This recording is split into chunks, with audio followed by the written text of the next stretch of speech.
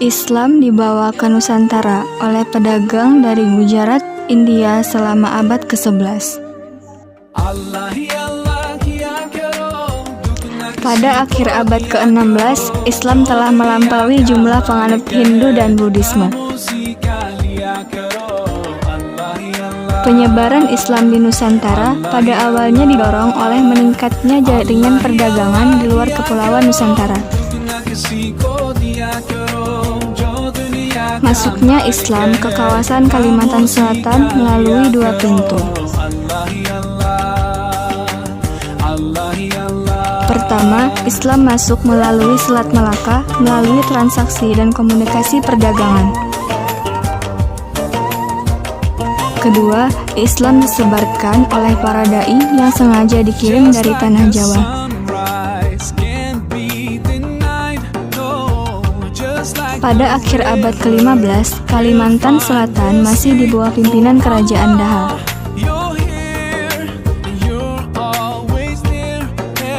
Pada masa pemerintahan Raja Sukarama, terjadi konflik perebutan tahta negara Daha antara dua orang anaknya, yaitu Pangeran Mangkubumi dan Pangeran Tumenggung. Namun, Raja Sukarama justru berwasiat agar kelak pengganti tahtanya ialah Pangeran Samudra, anak dari Putri Galuh. Tetapi Pangeran Tumenggung tidak terima terhadap wasiat tersebut.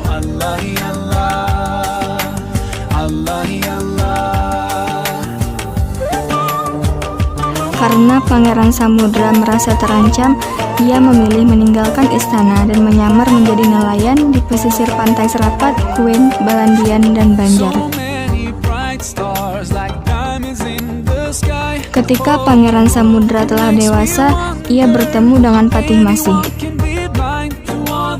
seorang penguasa bandar yang telah memeluk Islam. Setelah berunding dengan Patih Balit, Patih Balitung, dan Patih Kuin, mereka bersepakat mengangkat Pangeran Samudra menjadi Raja Banjar pada tahun 1526 di Banjarmasin.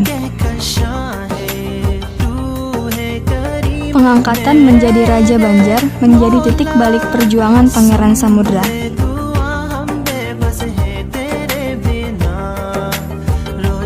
Ia berhasil membangun kekuatan politik baru sebagai tandingan untuk memperoleh kembali haknya sebagai raja di negara Daha. Pangeran Tumenggung yang mendengar kabar ada kerajaan baru yang berdiri menjadi marah dan tak mau tinggal diam. Ia segera berencana mengirim armada perang ke Sungai Barito dan ujung Pulau Alalak untuk menyerang Pangeran Samudra. Menghadapi kenyataan seperti itu, Pangeran Samudra sadar kekuatan armadanya masih belum mampu melawan pamannya. Atas saran Patih Masih, ia meminta bantuan kepada Kerajaan Demak yang dipimpin oleh Sultan Trenggana. Kerajaan Demak mau membantu dengan syarat Raja Banjar beserta rakyatnya bersedia memeluk agama Islam. Pangeran Samudra pun menerima syarat tersebut, dan Kerajaan Demak mengirimkan 1000 pasukan bersenjata beserta penghulu bernama Khatib Dayan untuk mengislamkan Kerajaan Banjar.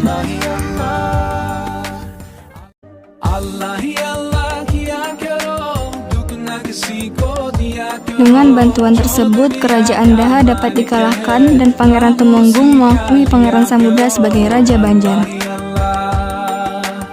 Sejak saat itu, Kesultanan Banjar berdiri dan daerah-daerah lain mulai tunduk. Kerajaan yang dibangun Sultan Suryansyah berpusat di Banjarmasin atau Kuin.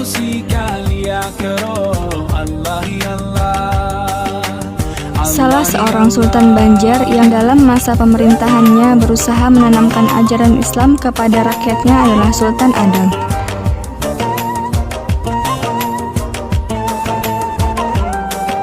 Melalui undang-undang kerajaan yang terkenal dengan nama Undang-Undang Sultan Adam,